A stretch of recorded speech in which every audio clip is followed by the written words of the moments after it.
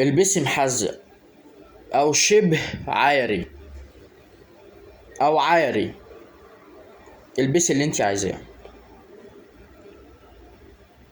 وابعدي عن الحجاب. هتقربي من الحجاب، مش بتكلم عن نقاب، مش دعوه بيه، انا بتكلم عن الحجاب.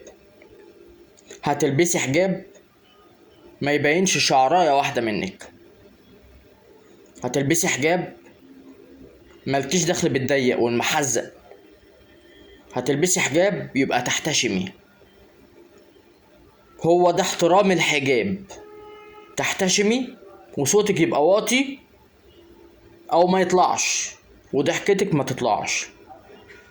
لكن تقولي لي حجاب ومحزق وما بسلمش على رجاله ومش عارف ايه وايه وايه وايه وايه مبررات ملهاش لازمه، يبقى انت برضو خارجه عن التعليم الاسلاميه.